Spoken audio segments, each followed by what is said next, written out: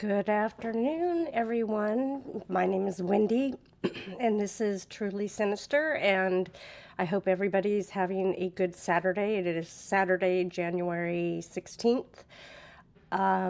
It is sunny and bright here in California, but it is still cold. So I hope, like I said, I hope everybody's having a good Saturday and had a good week.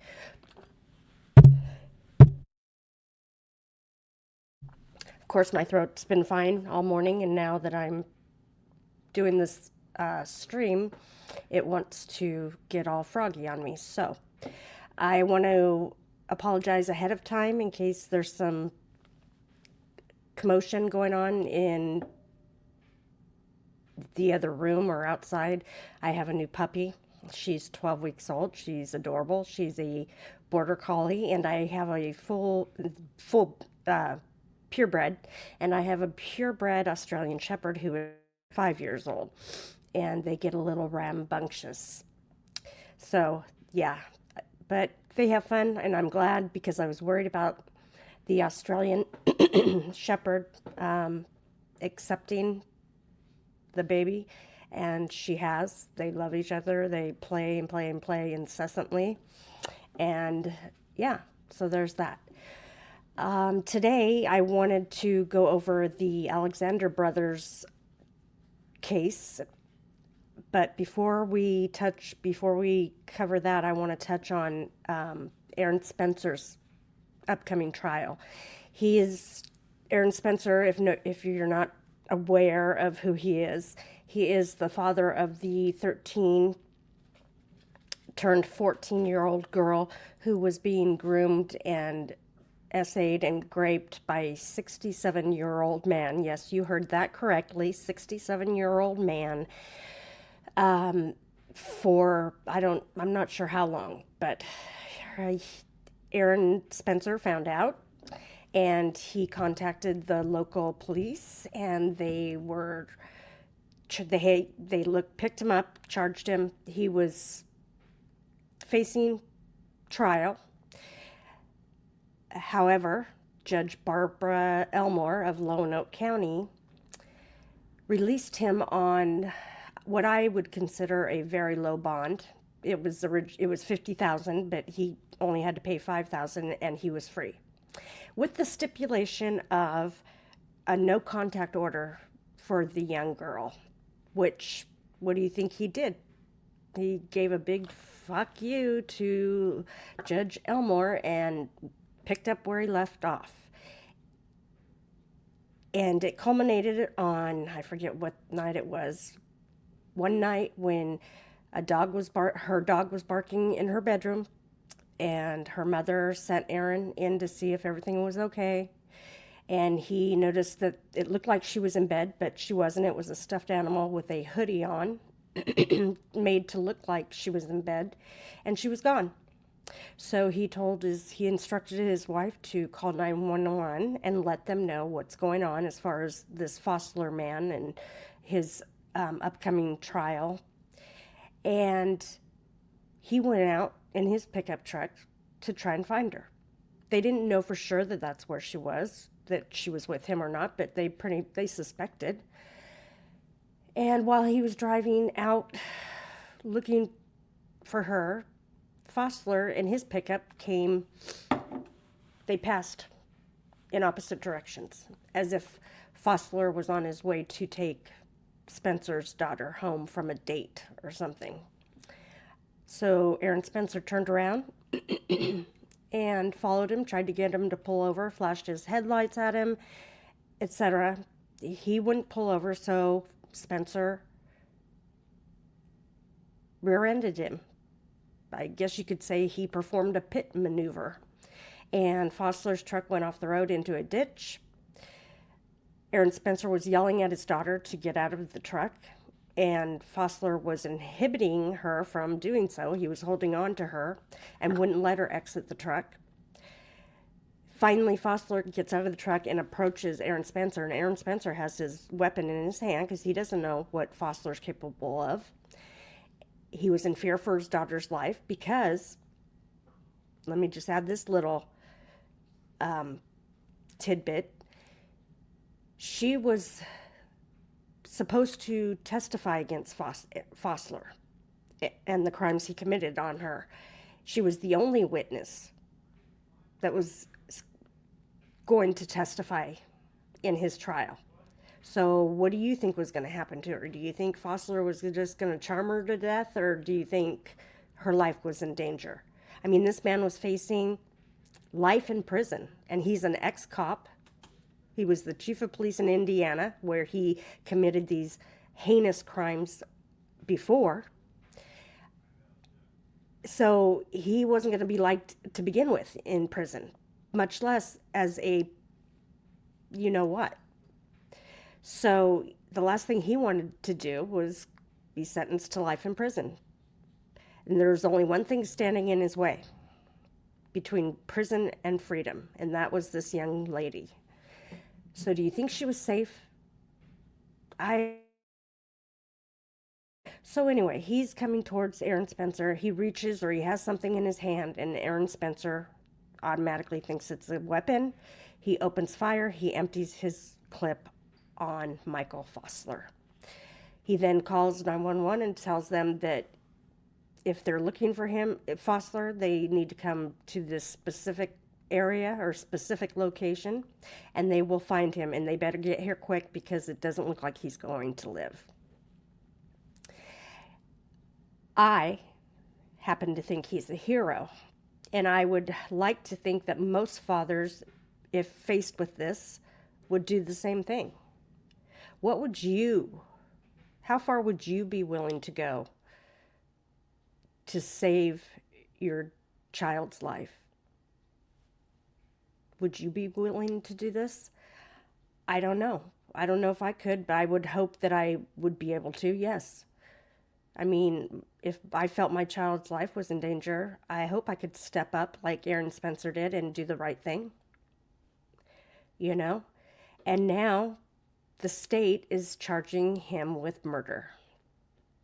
And Judge Elmore, little lovely Judge Elmore, Barbara Elmore of Lonoke County, is presiding over Aaron Spencer's murder trial. You heard it. That is correct. In this little podunk county, apparently she must be the only criminal judge. I don't know, but she is the one that released Fossler out on bail, and now she's the one presiding over Aaron Spencer's murder trial. I mean, you can't make this stuff up. It's like a Lifetime movie. So, of course, she's being pretty biased against Aaron Spencer in her decisions so far. And let me give you a little history on Miss Barbara Elmore, or Your Honor, Barbara Elmore. This isn't the first time that she has put herself in a predicament like this. And you'd think she would learn. But in October of 2025, Wesley Hennard, a 17, 18, or 19-year-old young man, I can't remember, was arrested for the rape and SA of a minor, along with possession of an unbelievable amount of internet child CP. He appeared in front of Barbara Elmore for his arraignment, and I don't know what he pled. I didn't get that far, but she released him on bail. I'm not sure what his bail amount was, but she released him on bail also.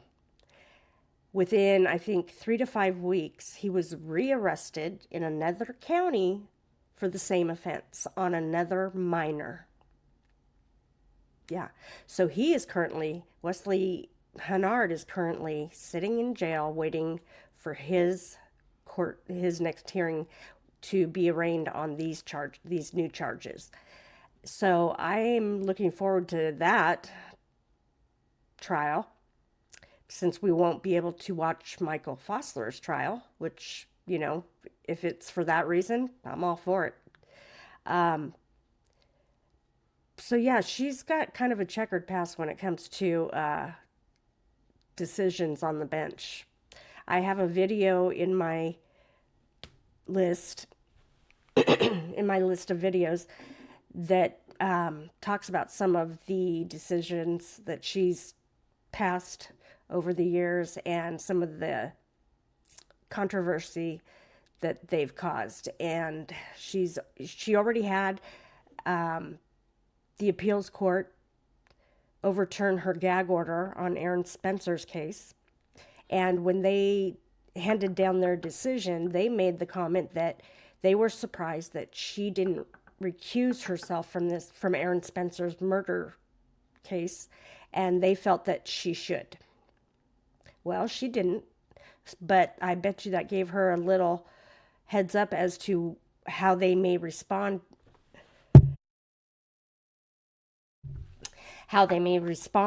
should Aaron Spencer be convicted of his conviction. So the last thing Judge Elmore wants is for there to be any reason for Aaron Spencer to appeal his trial or his murder charges. So she's trying to play it by the book, but you can definitely see that there's some bias there against Aaron. She recently denied Aaron's motion for a expert witness. The expert witness is a psychologist previously from the FBI, and she specializes in grooming tactics, SA, child SA, and rape. And Judge Barbara Elmore denied this witness, and the reason she gave was she didn't feel that there was any significance to what this witness had to offer or relevance. She said that. So anyway, Judge Barbara Elmore denied this witness to testify for Aaron Spencer on his behalf, and the reasons she gave were she didn't feel that what she had to say was relevant. It didn't have anything to do with the basis of this case. And let me remind you, this case wouldn't be happening. Aaron Spencer wouldn't be charged with murder if there was no child SA and child rape. So how is this witness's testimony irrelevant and unnecessary, for lack of a better word? You couldn't ask for a more fitting witness, right? I mean, ultimately, none of this, we wouldn't be here if this man, Michael Fossler, hadn't done these egregious acts on Aaron Spencer's daughter. Also, she recently, I think I did a video on this, but just to recap, she recently limited the amount of community reputation that Michael Fossler had, meaning that they could only bring up his reputation, the reputation that he was known for in the area that he lived in at the time of the crime.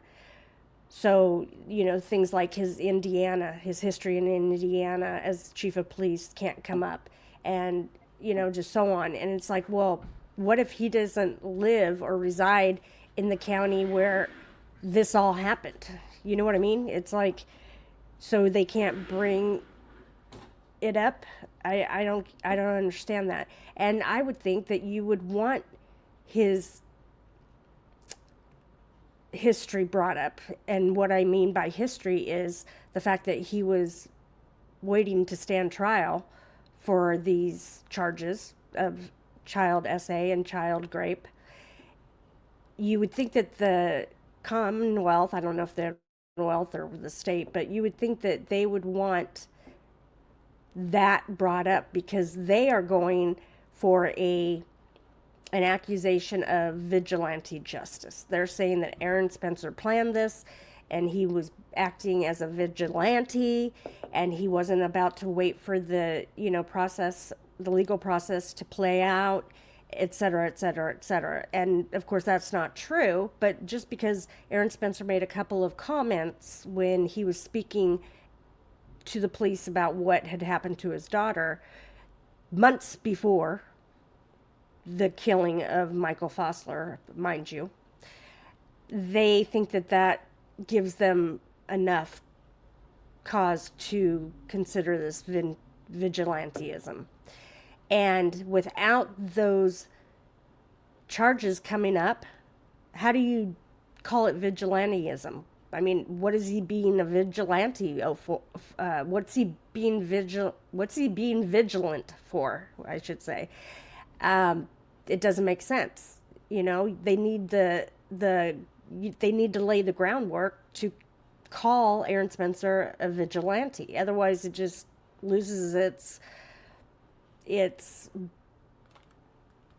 wow factor, because the jury's going to be wondering, well, why was he a vigilante? What makes him a vigilante? And if they're not allowed to bring up Michael Fossler's charges that he was waiting to go on trial for, there is no vigilantism. Plain and simple. Because there's no act to be vigilant against. So you would think that the DA would want that brought in as well. So anyway, Judge Elmore has now decided to grant Aaron Spencer a hearing, and she says that she only has one day available before the January 26th trial begins, and that is January 23rd, and she's going to let him plead his case for the expert witness to testify during this hearing. And I personally, at first I was excited and I was like, great, at least she's going to hear him on it, But then I got to thinking about it, and I got to thinking, you know what? She's going to deny it. She's just making it look good so that he has less reasons to appeal should he be found guilty. She doesn't want to give Aaron Spencer or his lawyers any reason to appeal this case. And I truly believe, this is my personal opinion, and I have no legal background at all, but I truly believe she's just going through the motions so that he doesn't have a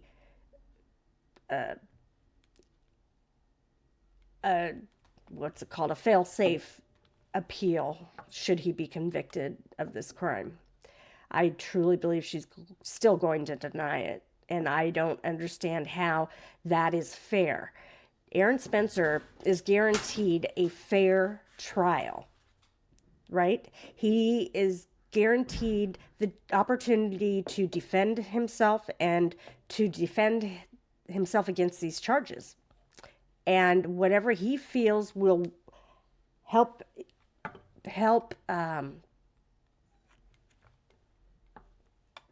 with that, he should be able to do, as long as it's legal.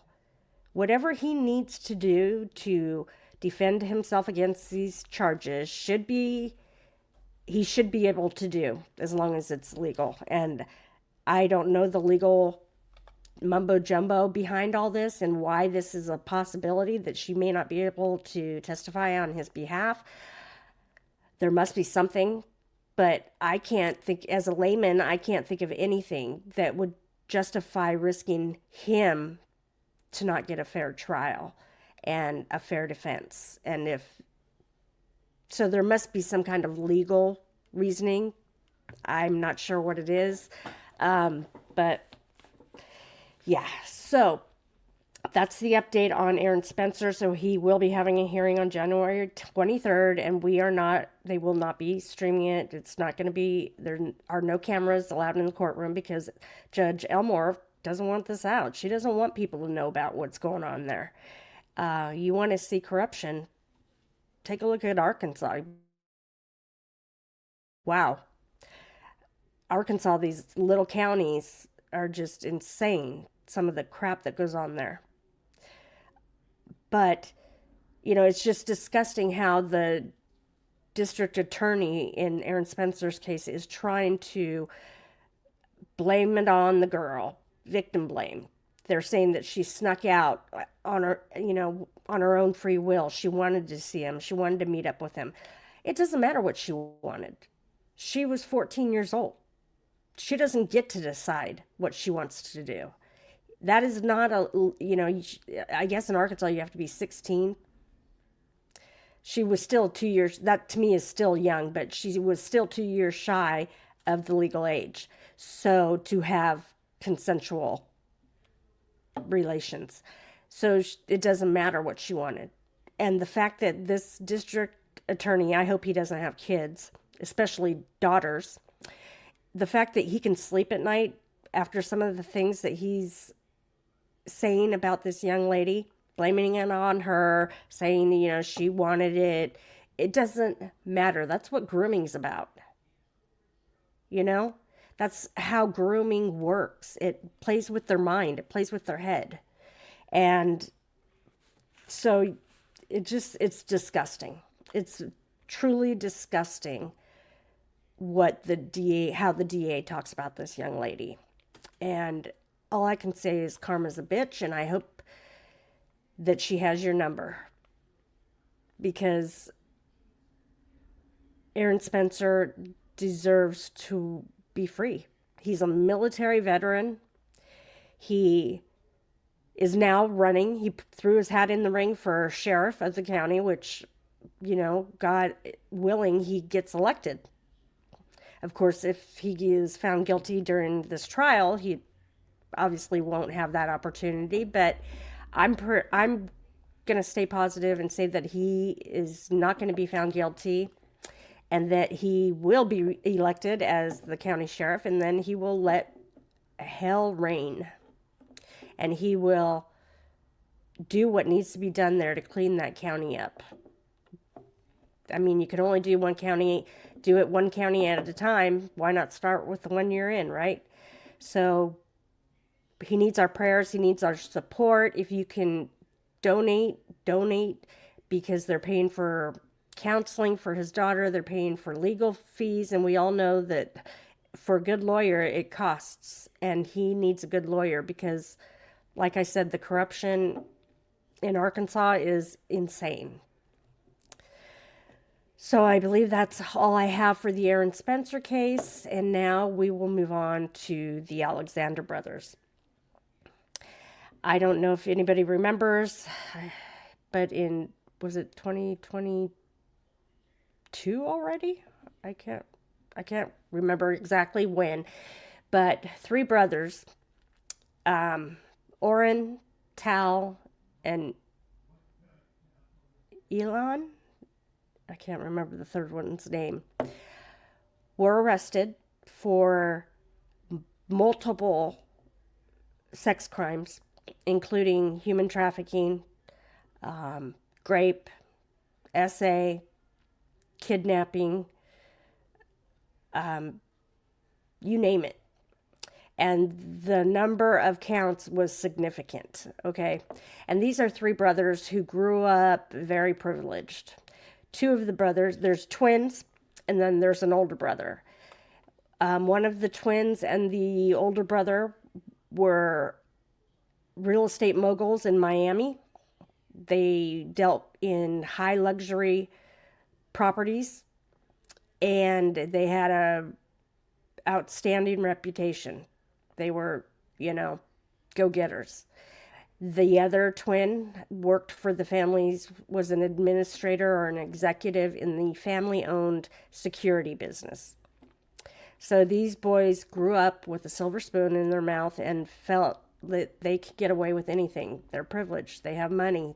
No one can touch them. Nothing can touch them. They can do what they want.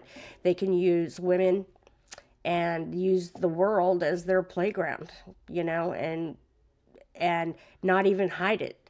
And apparently these actions began school. Believe it or not, they used to brag in high school about trains and not the choo-choo kind. And they didn't hide it. They didn't keep it under wraps. They talked about it in the open, and apparently a lot of people knew about it, but people were intimidated by these guys. They had some kind of power in the community. I guess money buys power. But they have a female judge in this case. The trial will be held in the federal court in, I believe it's North End, New York. I'm not positive. But it is in the federal court in New York City, so it will not be televised, as federal um, trials are not televised. But they have a female judge, and this judge doesn't take any shit. She tells them like it is, and I like it. She's not going to be pushed around by these assholes, and she's not going to let them think that they can continue to objectify these poor women that were on date. I mean, they use dating apps, they use people they met in person, and they would entice them with travel and parties and events, and they even hired event coordinators or event planners to plan these festivities that they would bring these women to. And they had friends that joined in. There is one friend I know of for sure that has turned himself in and confessed to some of the activities that went on for over a decade. Okay, so these guys have been doing this for over a decade. One of the brothers was engaged at the time of their arrest, and I got to tell you, his fiance was beautiful, but it sounded like she was going to stand by his side. She was blaming the women in this case.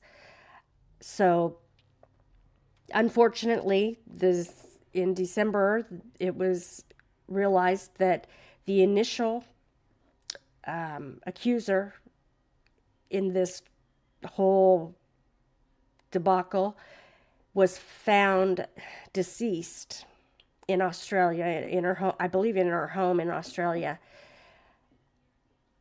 And the cause of death is currently under investigation.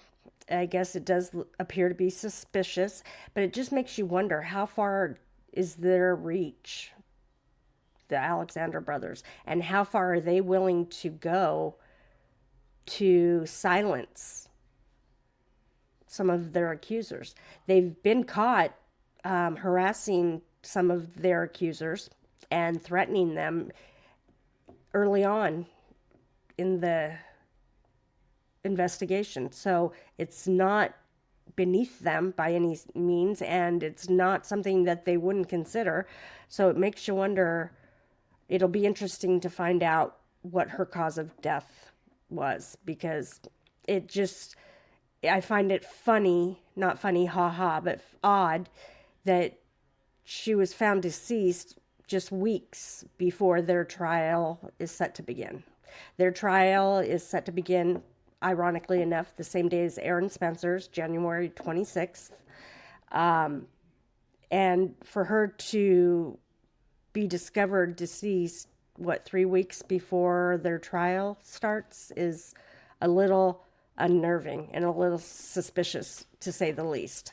So, without further ado, we're going to go over some of the articles about this case, and then I'm going to read the indictment by the grand jury for the Alexander brothers. So,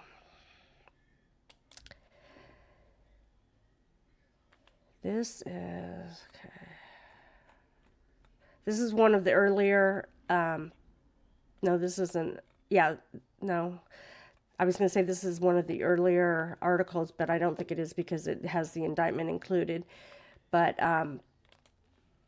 there's an earlier article that I definitely want to share, because it describes some of the disgusting things that they did, and it discusses the year that they portrayed in high school, even as far back as that. So that I want to cover too.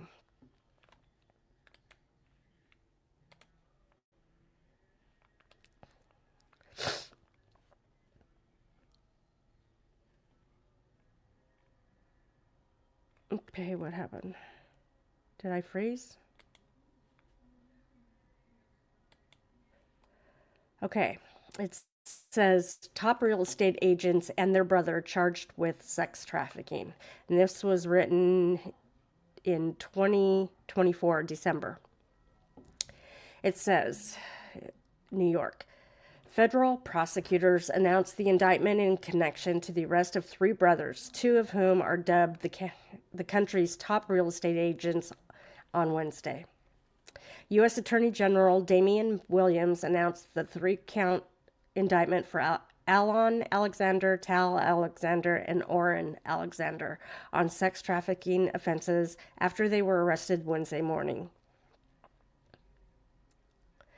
Quote, the Alexander brothers agreed together to traffic, grape, and SA over a decade of multiple women, end quote, Williams said at a news conference after the federal indictment was unsealed in Manhattan Wednesday afternoon. According to the indictment, the brothers are charged with conspiracy to commit sex trafficking and 2 counts of sex trafficking of victims by force, fraud, or coercion. And I just read something today that it has since been found out that they are also being charged with trafficking a minor, which is something I've never heard before. I mean, not ever heard of. I've heard of it, but I've never heard anything about them being involved with minors. So that's something new to me, and I'm going to look into that to see what that's all about. It says, quote, the defendants worked together and with others, known and unknown, to repeatedly and violently incapacitate, I'm going to use that instead of the 4-letter word, SA, and grape dozens of female victims, end quote. The indictment read, the allegations happened between 2010 and 2021, Williams added. Brothers Oren and Tal are both real estate agents who focused on, quote, unquote, ultra-luxury markets. Alon Alexander, Oren's twin brother, was an executive of a private security firm owned and operated by the Alexander family. The three men are accused of using their wealth and positions to create and facilitate SA on women. Oren and Tal allegedly promised luxury experiences, travel, and accommodations to lure and entice women to locations where they were then forcibly raped and SA'd, sometimes by multiple men, including one or more of the brothers. Oren and Tal used their prominent positions in the real estate industry to entice women to come to events and parties. At those parties, and sometimes afterward, the women were SA'd by one or more of the defendants. Williams also alleged that the three men financed a sex trafficking scheme between 2010 and 2021. The brothers, who all reside in Miami, allegedly met the victims in person on social media, on dating apps, and through social connections. But they also used party promoters to quote-unquote source women, according to Williams. Just 1 second.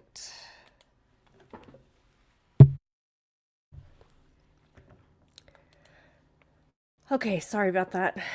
Had to let the baby in. Okay.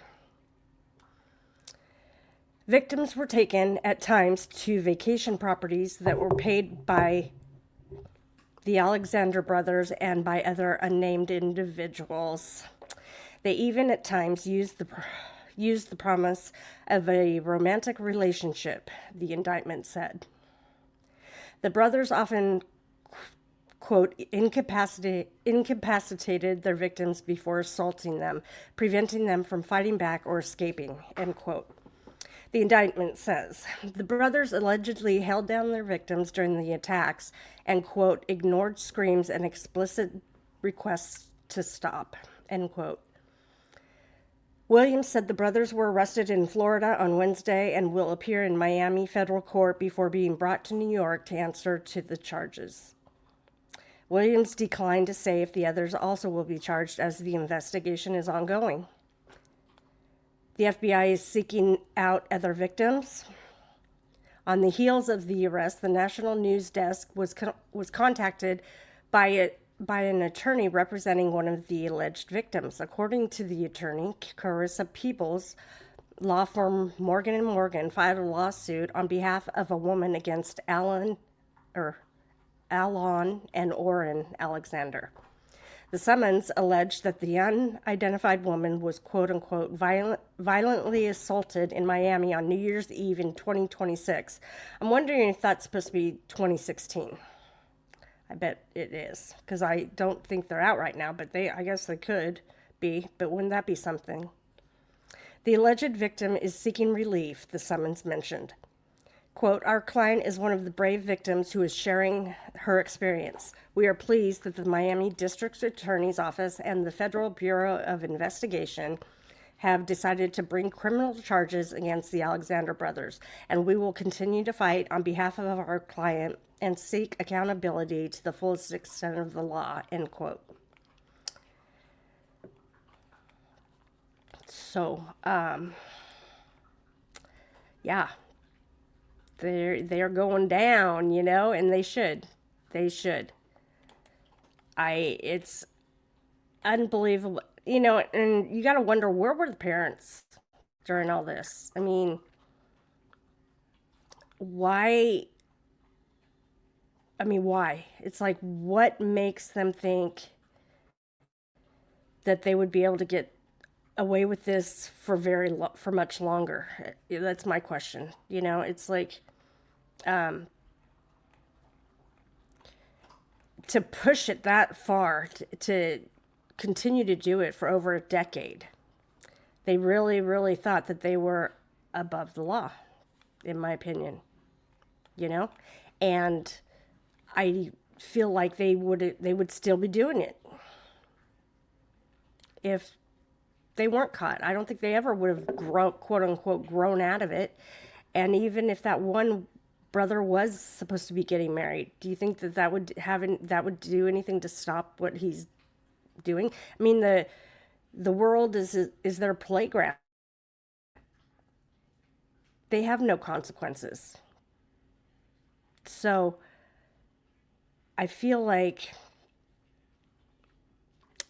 feel like the parents had to have known something was up.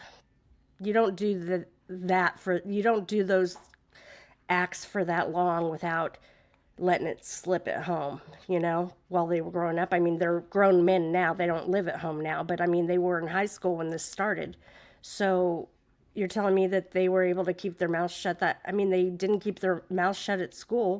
Why would they keep their mouths shut at home?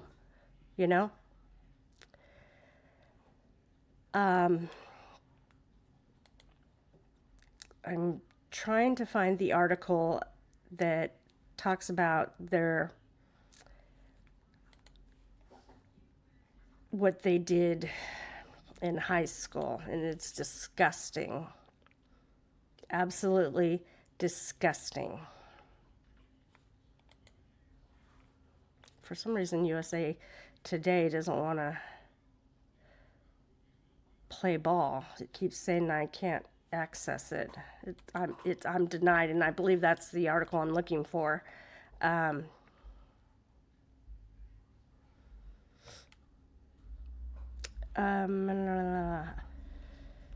and apparently one of the Alexander brothers has hired Diddy's lawyer or lawyers to represent him, which I find hilarious.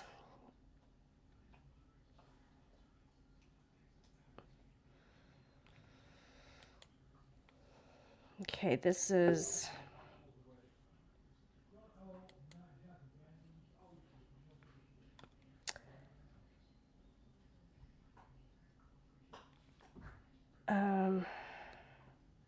is this gonna make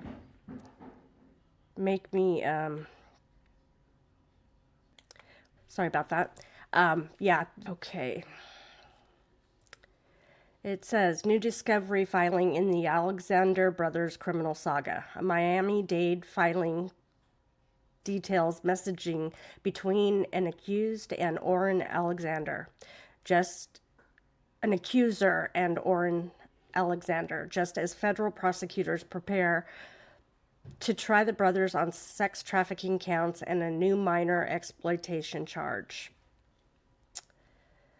A new discovery filing in the criminal case against the Florida real estate executive Orrin Alexander include screenshots of text messages exchanged weeks after an alleged SA incident, raising questions from defense attorneys about the timeline of events as the brothers prepare to face a federal trial that now includes a charge involving a minor. This is what I was telling you about that I saw, and I didn't know anything about it, which is crazy.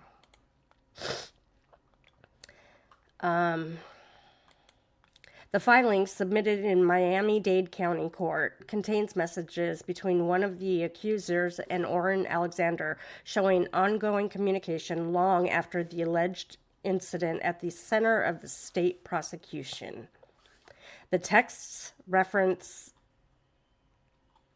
beach outings, dinners, and travel plans with, quote, no contemporaneous expressions of fear or distress, end quote, defense attorneys wrote. Is she going to blow this whole case for everybody? Some messages from the accuser to Alexander in October and November of 2017 read, quote, I don't have anything tomorrow if you want to do something, end quote. And, quote, hopefully we can plan something before you leave, end quote. It should also be noted, it was stated by the accuser in November of 2017, quote unquote, also, I just want to say again, I'm not ready for the whole hooking up thing in case that's what you're looking for. Okay, so let's say she did want to date him or go on these luxury cruises or whatever, these luxury destination events with him or parties or whatever. That doesn't consent. That's not a consent to have sexual relations with him. It's just saying, yeah, I'll go out. We'll have a good time. Now, as long as she's over 18, okay, let's make that clear. If she's over 18, which then she's not a minor, so she must not have been. But still, it just agreeing to go out with you on a yacht or a destination for a party or whatever, that is not consent to have sexual relations. So if he pushed it further and incapacitated her, as he did others, and forced himself on her, then it doesn't matter that she went willingly. I mean, you can go just 1 second. Oh, never mind. You can go willingly and still be raped. You know what I mean? Just because you went someplace willingly with somebody doesn't give them the right to incapacitate you and force themselves on you. So there's that. But I'm sure the prosecution or the defense is going to make it look like, she was willing and able, and just because she's a minor, now she's trying to, cry wolf. It's not for me to say, but I find it repulsive if they,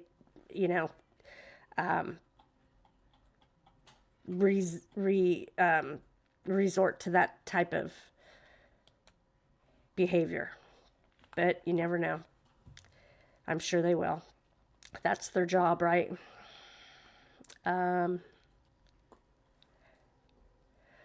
Quote, when allegations surface long after the fact, contemporaneous communications matter, end quote, stated defense attorney Joel DeMauro. The record here complicates the story that's been told publicly. Defense attorney Ed O'Donnell added, good investigations test allegations against real-time behavior. When the two don't align, you examine that gap. You don't ignore it, which is true. The defense also says the case highlights what they view as a broader shift in how federal prosecutors are applying the Trafficking Victims Protection Act. Although the current filing stems from the Florida investigation, they argue the federal prosecution grew out of it and reflects an emergent pattern in which the TVPA is used in disputes involving adults. Okay, let me reread that sentence. Sorry. Although the current filing stems from the Florida investigation, they argued that the federal prosecution grew out of it and reflects an emerging pattern in which the TVPA is used in disputes involving adults. In their view, that makes real-time communications particularly significant in assessing whether allegations of coercion or fear are supported by quote-unquote contemporaneous behavior. They like that word. The text messages come as the Alexander brothers, Orrin, Tal, and Alon, who have pleaded not guilty, prepare for a closely watched federal sex trafficking trial scheduled to begin January 26th in the Southern District of New York in the Southern District of New York, period. Federal prosecutors have accused the siblings of orchestrating a long-running scheme in which they lured, incapacitated, and essayed women across the United States and abroad. The case has drawn national attention, given the family's high profile in luxury real estate circles. But it's not really the family who has a high profile in those luxury real estate circles, because the parents don't deal in the luxury real estate. They own a security firm. Well, maybe they work for the properties. Maybe the security firm handles the properties. Maybe. I don't know. In a fourth superseding federal indictment filed in late November 2025, prosecutors added a charge against Orrin Alexander, accusing him of sexual exploitation of a minor in 2009, alleging he recorded himself engaging in sexual activity with a 17-year-old girl in Manhattan. There you go. She's under 18. The new count raised the total to 11 counts. Defense attorneys have responded by asking the judge to separate the minor charge from the other counts. How is that the minor, as in the girl's a minor. I thought they meant the minor charge as in it's not a big charge.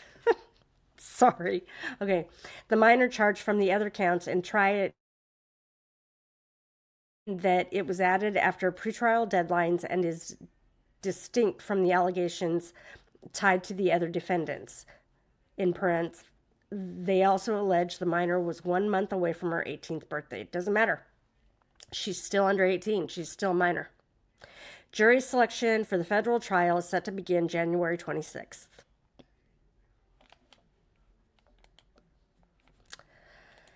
So, she was a minor. And these guys are so arrogant as to film themselves doing these acts. I mean, what kind of idiot are you?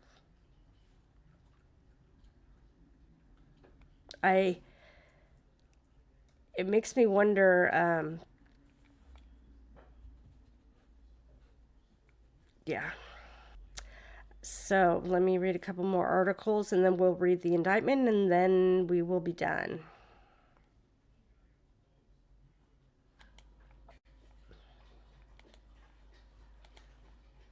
Okay. Alexander brothers accused of cruise ship sex abuse ahead of real estate mogul's trafficking trial. Orrin and Alon Alexander accused of assaulting women on cruise ship in 2012. This one's new to me too.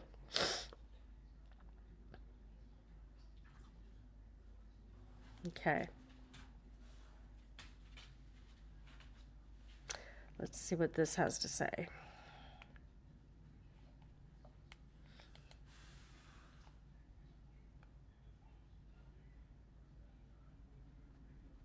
Hey, it's Ryan. Okay. Happening today, two luxury real estate agents known as the Alexander brothers will appear in a Miami courtroom after being arrested following sex trafficking and sexual assault allegations. Quite Still the not allegations sharing, in this is it? story. Chanley Painter here with all the details. Chanley. I don't know what's going on. I know that Melanie Little and a bunch of other streamers were having problems yesterday sharing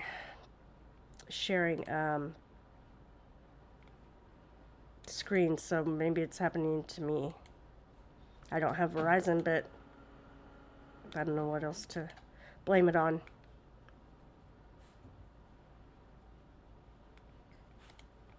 Hey, good morning, Todd and Carly. So attorneys for the brothers will attempt to free them on bail today in Florida, but state prosecutors say both are. Let me go back and let me try and refresh. Are flight risk. Alon and Orrin Alexander are 37-year-old twin brothers who co-founded the luxury real estate firm Official. Both were arrested Wednesday. The pair are now accused of raping a woman in 2016 while she was pinned down. A Miami-Dade circuit judge ordered the pair detained until their formal bond hearing today. Orrin Alexander also faces two more sexual battery charges from 2017 and 2021.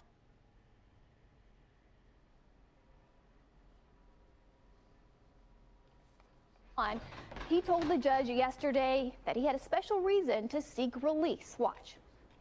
Your Honor, my wife is 9 months pregnant, due any day now with our first child. Her family's in Brazil. She's counting on me to be with her during labor. That's something, you have a very good attorney. You're gonna have a hearing tomorrow before the division judge. The twin brothers also face a separate federal sex trafficking case in New York City, along with their older brother, Tall Alexander. He's 38 years old, and he is already in federal custody in Miami, awaiting a detention hearing today. The indictment alleges that between at least 2010 and at least 2021, the Alexander brothers worked together and with others to repeatedly and violently drug, sexually assault, and rape dozens of female victims. At some point, the three Alexander brothers are expected to be transferred here to Manhattan to answer for a 3-count sex trafficking indictment. It's the same court, by the way, that rap mogul Sean Diddy Combs was recently indicted in a similar case, guys. My wife is 9 months pregnant and expects me to be there. That is quite the statement to say to a judge when they say that there are dozens of victims who have come forward. There's also an update, Chanley, on the Duke Lacrosse rape case. What is that? Yeah, that's right. You may remember, I followed this. I remember in Yeah, that is quite the statement to make. If I were the judge, I'd be like, I'm sorry. You didn't have enough respect for your wife when you were committing these acts. Why should I show you any leniency and let you go be with her? The best thing for her is to probably have this baby without you. Honestly. I mean, so I don't know. I don't think he's the one that was engaged at the time that this all happened. I could be wrong, but obviously the wives and the fiancés or whoever are sticking with them, standing by their men, which is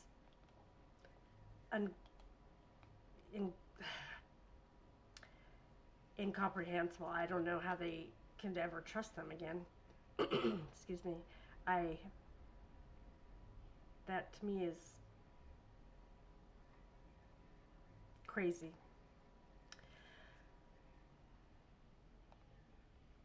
Okay.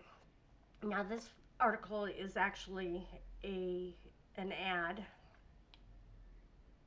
for a law firm, but it's also an article about the Alexander brothers, and it's a pretty good article. So I'm just going to skip the law firm advertisement parts and read the article. Just one second. Okay, so let me add this to the screen.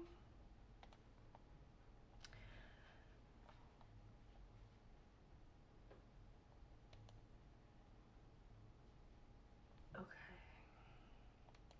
I don't trust it now, so I keep going back and forth trying to make sure that it's showing what it's supposed to be showing. What a way to live. That's how those wives have got to be living right now. Anyway, Alexander Brothers lawsuit for sexual assault. Orrin, Tal, and Alon Alexander have been accused of incapacitating and essaying multiple women. Survivors may be able to pursue justice and hold these men accountable by filing an Alexander Brothers lawsuit. Okay, and then there's the ad part.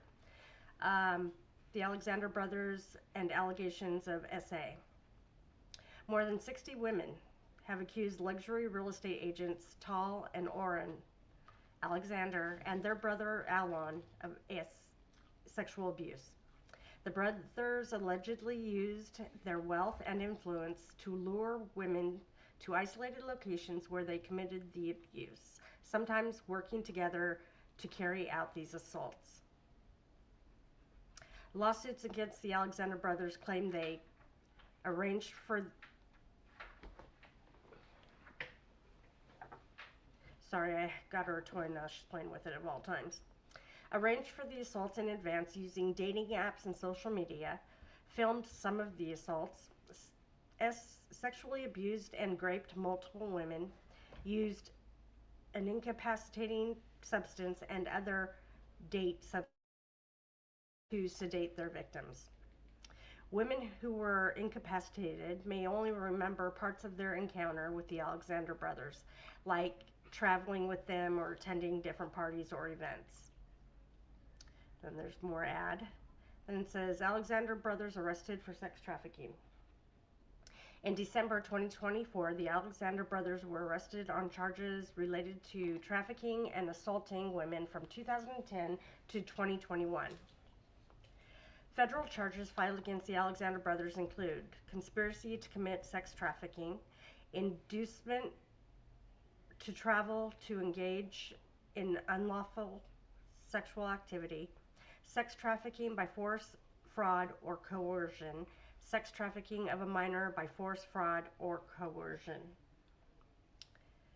The men are being held without bond as they await their criminal trials, which could result in significant prison sentences if they are convicted. All of the brothers have pleaded not guilty to the charges against them. Orrin and Alon Alexander are also currently facing sexual battery charges in the state of Florida. One of these charges stems from a 2016 incident where a woman claims she was invited to Alon's house for a barbecue, but was instead assaulted by the twins and their friend, Obad. Alexander Brothers sexual abuse lawsuit update. Multiple criminal and civil cases are currently pending against the Alexander brothers, who are accused of essaying and trafficking several women in Miami and New York. Federal prosecutors added a new charge against Orrin and Alon Alexander, accusing them of SA by physical incapacitation. The charge alleges the twins engaged in a sex act with a woman in 2012 when she was unable to decline participation aboard a Bahamian-flagged cruise ship, which departed from and arrived in the United States. The new count comes weeks before their federal sex trafficking trial with older brother Tal Alexander. Jury selection is scheduled for January 20th, 2026, with the trial set to start January 26th. Well, we just read that the jury selection starts on the 26th also, so I'm not sure which one's correct. In November 2025, a New York federal judge ruled that Tal, Orrin, and Alon Alexander must face most of the charges accusing them of sexually abusing women for more than a decade. One attempted sex trafficking count that fell outside the statute of limitations was dismissed. Judge Valerie Caproni noted that the charges describe a coordinated scheme to entice women and girls across state and international borders, provide things of value, and use force or incapacitating substances to carry out sexual assaults. In October 2025, Alon and Tal Alexander filed a $500 million defamation lawsuit against The Real Deal and their publisher, alleging the news outlet knowingly published false and damaging statements about them. The publication has denied wrongdoing and called the lawsuit an attempt to silence reporting. The defamation case is proceeding independently from the ongoing criminal sexual assault and sex trafficking investigations. In September of 2025, defense attorneys for Oren Alexander said prosecutors have not turned over key digital evidence, including threatening messages the state alleges he sent a victim in 2017 and 2018 after an assault. One message read, quote, "Nothing happened. If you keep talking about it, I'm going to ruin you."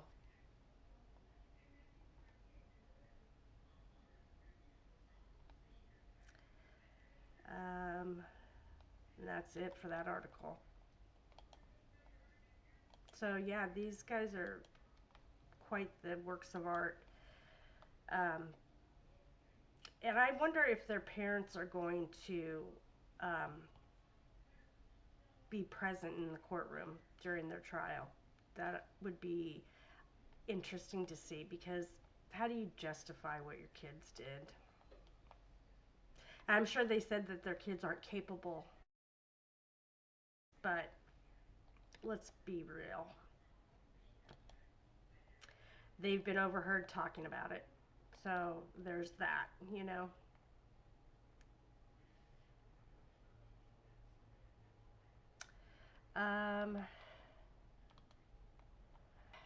Indictment, count 1, conspiracy to commit sex trafficking. The grand jury charges, overview 1, excuse me.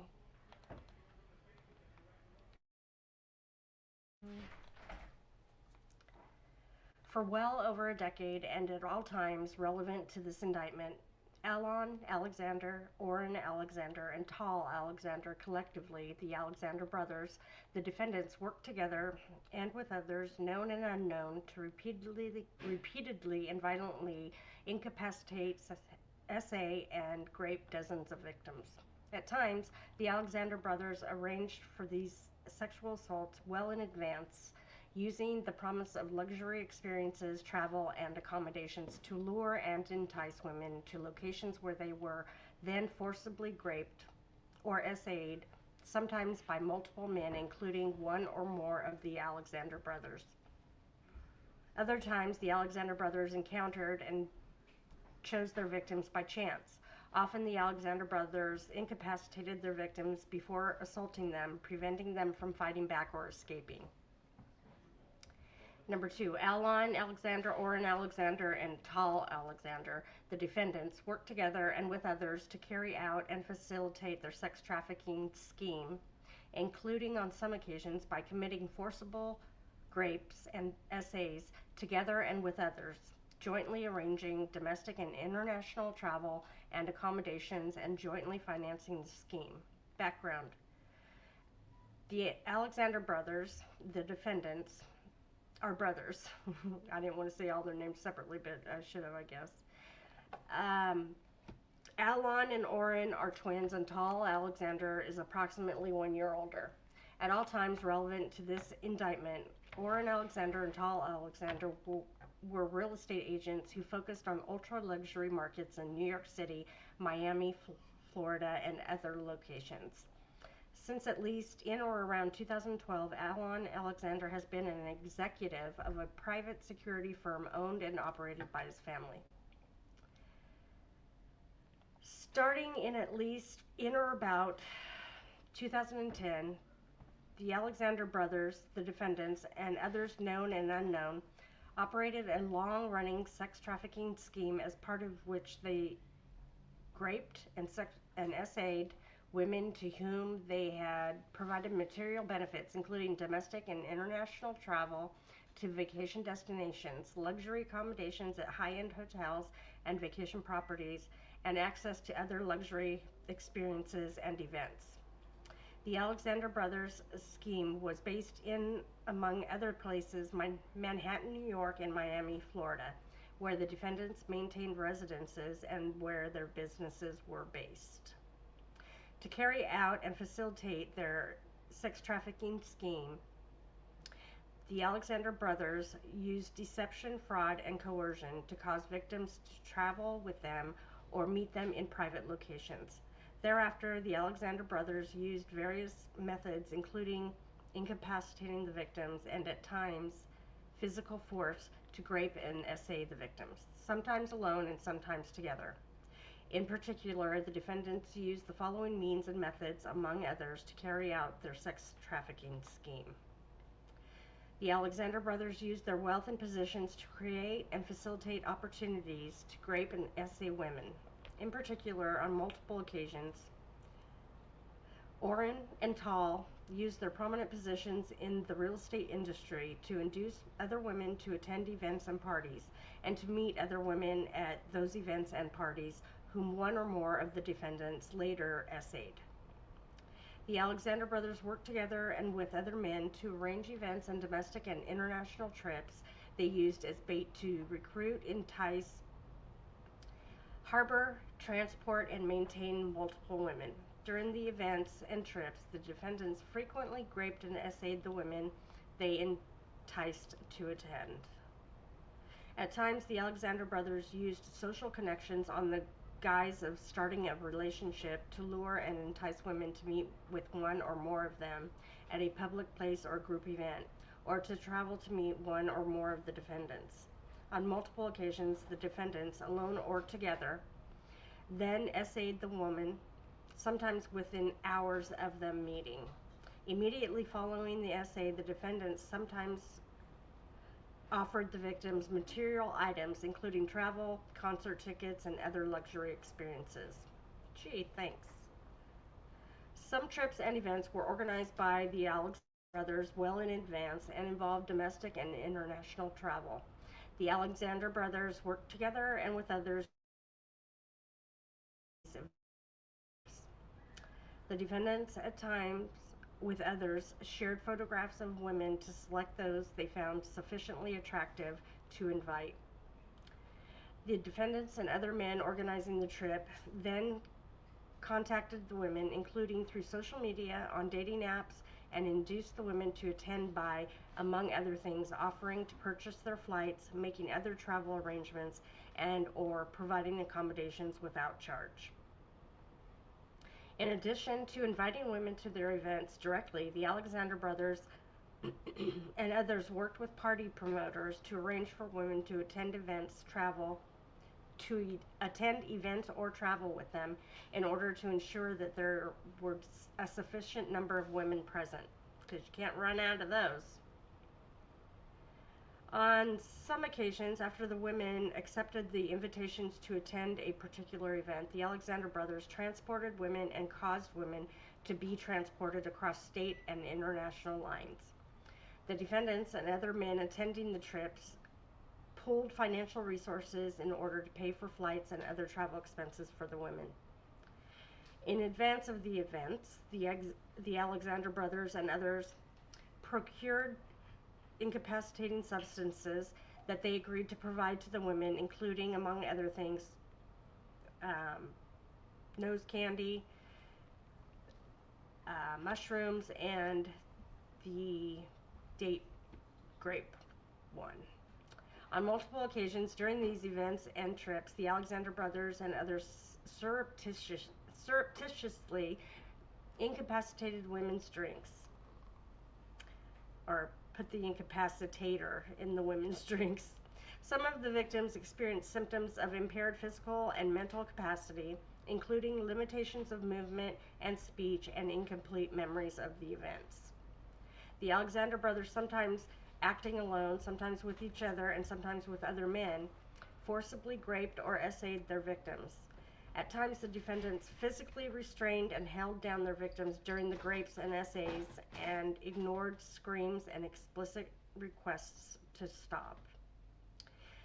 The agreement between the Alexander brothers encompassed numerous other acts of sexual violence in addition to SA during planned trips and events. On numerous occasions, the Alexander brothers incapacitated and raped or essayed women they encountered by chance, including women they met at bars and nightclubs, social events, and on dating apps. The Alexander brothers similarly carried out these rapes and essays by, among other things, incapacitating their victims, taking victims to isolated locations, physically restraining victims while raping and essaying them alone, together, and with other men, and ignoring victims' explicit demands to stop. Just 1 second.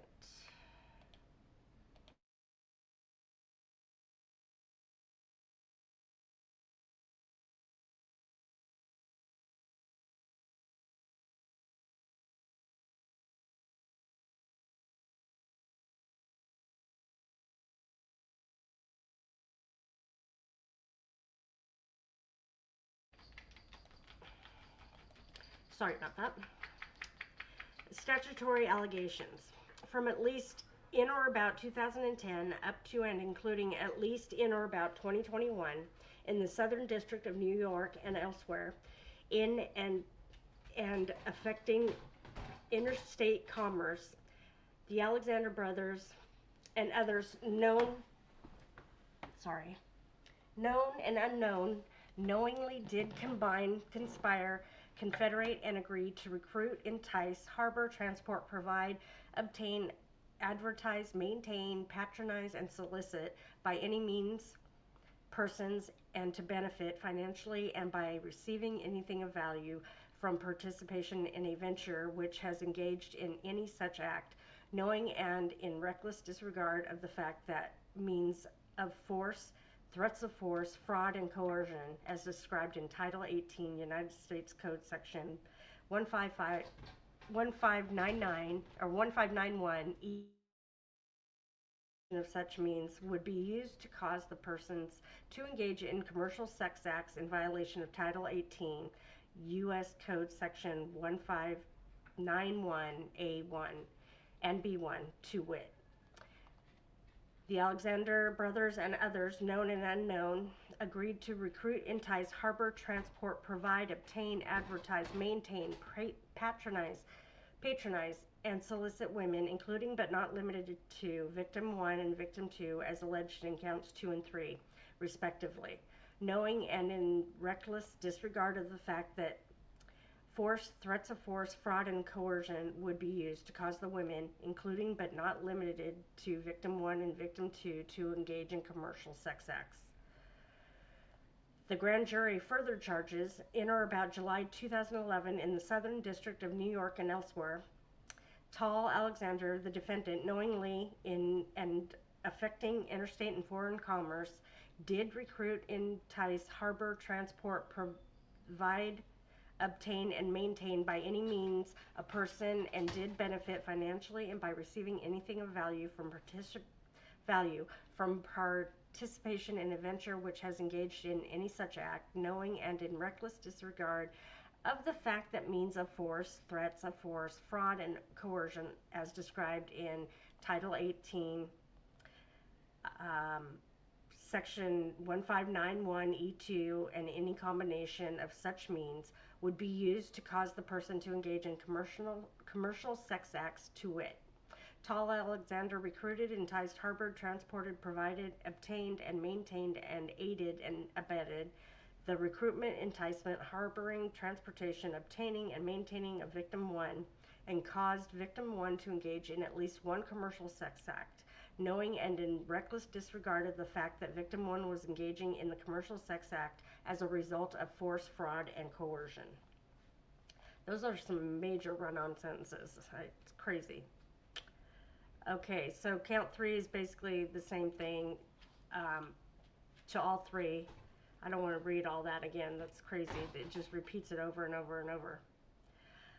Forfeiture allegations. As a result of committing the offenses alleged in counts 1 through 3 of this indictment, the Alexander brothers shall forfeit to the United States, pursuant to Title 18 United States Code Section 1594, any and all property, real and personal, involved in used or intended to be used to commit or facilitate the commission of said offenses, and any and all property, real and personal, constituting or derived from proceeds obtained directly or indirectly as a result of said offenses, and any and all property traceable to such property, including but not limited to a sum of money in the United States currency representing the amount of property involved in said offense, and proceeds traceable to the commission of said offenses. If any of the above described forfeitable property as a result of any act or omission of the defendants, A, cannot be located upon the exercise of due diligence, B, has been transferred or sold to or deposited with a third person, C, has been placed beyond the jurisdiction of the court, D, has been substantially diminished in value, or E, has been commingled with other property which cannot be subdivided without difficulty.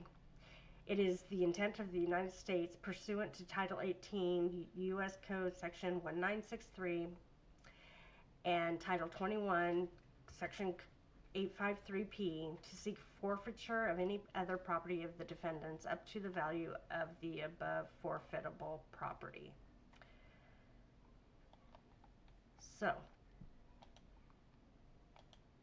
those are the indictments, and they are to forfeit all their real and unreal property that they used during the commission of these crimes. Like if they had a yacht, they used the yacht, or a jet, and they used the jet. It didn't say in any of the charging documents that they used their own jet or anything, but they could have, because I know their family is very wealthy. So anyway, we will keep following this. Like I said, the trial starts January 26th, which is the same date the Aaron Spencer murder trial begins. Neither trial is allowing cameras in the courtroom.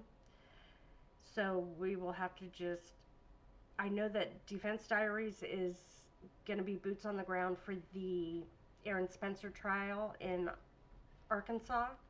So I will be watching their updates daily, and I will keep you all apprised of what is happening there with that case. However, I don't know of anybody that is going to be attending the New York federal trial. I don't know if you can. I think you can. Yeah, because Diddy's was federal, and there were a lot of people in his at his trial. So, but I haven't heard anybody talk about this case, so I don't know that anybody's covering it. But I'm sure the news outlets will be updating daily on the Alexander trial, and I will stream updates about their trial as well. The one I'm really wanting to keep apprised of is the Aaron Spencer case, because he, like I said, he's facing life in prison. And for what? For being a dad, for doing what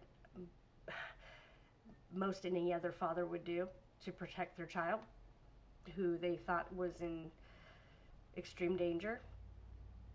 I can't fathom what he's going through. So anyway, I hope you all enjoyed this stream. Don't forget to like and subscribe, and stay safe, stay dry, stay warm, and I will see you all very soon. Thank you. Bye.